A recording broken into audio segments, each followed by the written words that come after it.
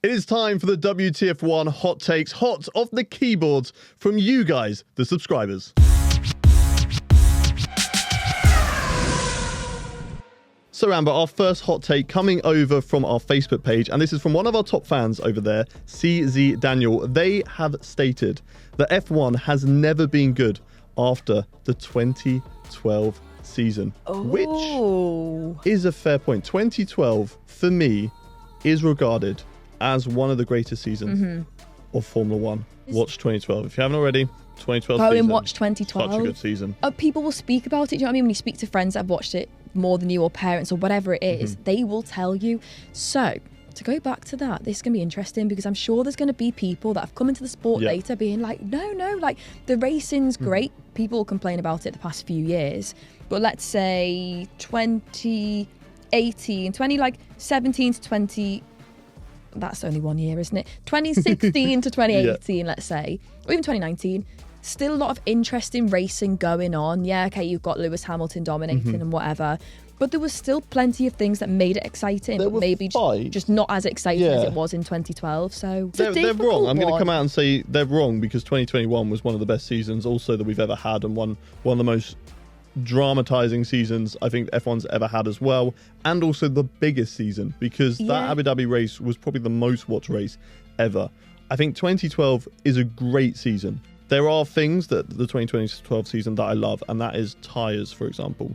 Back then they only had two different compounds, not even softs and your mediums. You had your options and your primes. So the softer tyres were your options and the primes were your harder tyres, and most strategies were either a two-stop or a free stop kind of strategy. If it was a free stop, you'd always get some drivers, and it would usually be a Sergio Perez doing one stop less, so either two stop or a one stop if it was a two-stop race. Sorry if I'm confusing everyone, bear with me. But what they would end up doing is, because they jumped the pack by doing less stops, but their tyres would sort of be on the edge, you'd have this whole cluster of midfield cars who were going for that extra stop right behind them, kind of struggling to overtake every now and again, but then they all just really get close together. There's this really close fighting in the midfield. You also had up front, you had 7 different winners in the first 7 different races. Yeah. Who was it first? I think Jenson Button, Sebastian Vettel, Nico Rosberg, Fernando Alonso, Mark Webber, Lewis Hamilton, and Pastor Maldonado won a race. Pastor Maldonado won a race. And then Kimi Räikkönen won a race later on in the season. And that's what people want to see. That's the critique of F1 now, isn't it? With only having one driver, maybe two, throughout the season. So I think that's why people might agree that it was way better 12 back teams then. as well. This is a really good hot take. I'm agreeing because I'm nostalgic. I love 2012. It was an amazing season. I know 2021 was also an incredible season and one of the best battles we've ever seen for a championship, but nostalgia's going to take over here. I'm saying, yes, I agree, but it's a spicy hot take, and I'm going to go 4. Okay, no, that's still quite high, isn't it? I'm going to agree only because from the general consensus of when I speak to people, they were like, F1 was so much more exciting back in the day. And a lot of people say that. Back in the day. Some people's going to hit back in the day and hit 2012 and be like, well, that's not back in the day. For me, I was 11. So that is really back in the day for me. But yeah, I'm going to agree with this one on that basis. So I'm going to give it not like 0.5s. I'm going to give it a 3. A 3. Okay. That's a good. I had to think about that one. On to the next hot take, and this one comes over from our Twitter, and this one comes from @Formula1 Daily. They have said the current RB/AlphaTauri drivers, so I guess they're including Liam Lawson in this from last season when he stepped in, wouldn't do a better job than Checo alongside Max. I think this is a very good hot take because there's a lot of different angles you can look at here. But I'm actually just going to come out with it straight away. I agree. Yeah. Because I think Yuki makes a few mistakes, doesn't he? So I do think we will see him make mistakes if he's in the Red Bull seat. Although he could be a great driver, but like you say, a little bit too inconsistent. Ricciardo has now got this whole speculation that is he not where he used to be anymore? So will we actually see him perform really well if he's in a Red Bull seat again? So I think Perez is consistent. He's going to get P2. He's going to carry on that momentum that, again, Ricciardo might not. He might struggle. I don't know what's going on with him, whether it's mental challenges or whatever it is. Just not being there anymore, like we saw it with Vettel. And it just happens to a driver. It's fair enough. And Liam Lawson, not enough data to say if he will actually do really well in that seat. Again, he will be an F1 rookie. I don't think I can make a bold statement and say that he would do any better than Perez. So I'm going to agree with this straight out and say, yeah, I think Perez is the best option out of all of them. Yuki Tsunoda, very good talent, inconsistent like you said. Yeah. Someone else who was a great talent and inconsistent was Max Verstappen. You know, at Toro Rosso, he was a great talent. Yeah. Some Red Bull seasons, especially at the start, there was some inconsistencies there. But Yuki Tsunoda does not have the talent for me that Max Verstappen has. I'm not saying that, Yuki Tsunoda is the same talent. No, definitely not. So I still agree, no. Because Checo, right now, very consistent. And as I said, all he needs to do is get P2s across the season, finish second. He's done his job, take his bonus for the Constructors' Championship, and he can just keep on churning that out every season and become the Rubens Barrichello to Max Verstappen's Michael Schumacher. Liam Lawson, I agree. Not enough data, but I feel like he wouldn't do a better job than Checo because he hasn't had that experience and needs a year or two in RB to kind of see how he is. Daniel Ricciardo. Oh, now this is where it gets interesting. I've talked a lot of smack about Daniel Ricciardo. Yeah, you Not have. really talked about a lot of smack. I've just basically said that he should be... Yeah, I've questioned and he should be beating his teammate in AlphaTauri. But I would like to see him in a top-performing team because I feel like he is past his peak in that sort of sense. But I think it also could be a motivational thing. He's been in a team that's fought for race wins. Now he's at the back of the field in RB. Yeah. You know, it's very difficult. We saw it with Sebastian Vettel, and then, you know, once he said, okay, I'm retiring, something changed. Something sparked in him.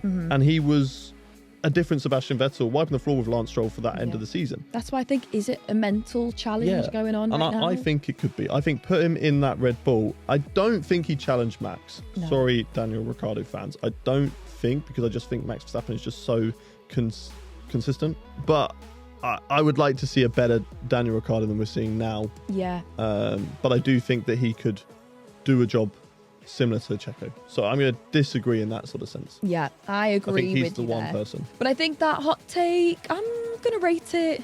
I'm probably going to say a 3 because for me it was quite an easy, no, Checo is the way to go. Okay. Yeah. What are you going to rate it? I think I'll go for a 3 as well. I think a 3, solid in the middle. I agree with the Yuki Tsunoda and I agree with the Lawson. And you can agree with the Ricciardo if you base it on current performance. I'm just kind of speculating that I feel like he could be a better driver if he was in a team that could fight for wins. And the last one, this one comes in from @Variank_Twitch. They say Max Verstappen wouldn't be winning any races in a car that isn't the fastest. Oh, now this person has got a vendetta against Max. Yeah. They want to prove that maybe he's not all that. But I guess, though, this one's a difficult one again, because if you put him in a really bad car, of course he's not going to be winning despite being the best driver. Ferrari. So it's not the fastest, but it's the second fastest. I don't think so, because if you look at that gap between the Ferrari and the Red Bull, where is Max going to just make up 13 seconds? Yeah. Where is he being the best driver in the world? What can he do to reduce that gap? If that's just the gap of the cars, you know what I mean? Obviously, the gap between Perez and the Ferraris is shorter than it is between Max and the Ferraris. Max is just going off ahead and creating that gap between him and Perez. But there's still a big enough gap that no matter how good the driver is, where are they going to randomly find this time? Out of nowhere. So I agree. So if he wasn't in the Red Bull, he wouldn't win any races. Yes. Okay. Because you just can't. The Red Bull is the top performing car right now. If it was closer between the Ferrari and the Red Bull, they'd be like, yeah, maybe. Let's see what he can do in a different car. No chance. No chance. Where are you finding that time? People used to say this all the time about Lewis Hamilton when he was winning all the championships. Stick him in the car that isn't fastest. He hasn't won a race since 2021. That is great evidence for this. This is any disrespect to the drivers at all. I think this is the unfortunate problem of Formula One is in that we bring it back to a hot take earlier about the 2012 season. Yeah. That there were teams that, they weren't the dominating or the fastest car like the Red Bull and the Ferrari. I don't even think actually the Ferrari was the fastest when Fernando Alonso was driving it. He was just an incredible driver. But I think the Red Bull was one of probably the faster car on more occasions. That's a better way to put it. So hence why Sebastian Vettel was, of course, one of the strongest drivers as well to tackle that and to win the championship with it. But there was a lot closer. Like, you could put Fernando Alonso in a car that wasn't the fastest and he's still challenging for the championship. Yeah. Whereas right now I don't think you could put Max Verstappen in the Ferrari. I think chance. I disagree. I think he would win maybe 1 or 2.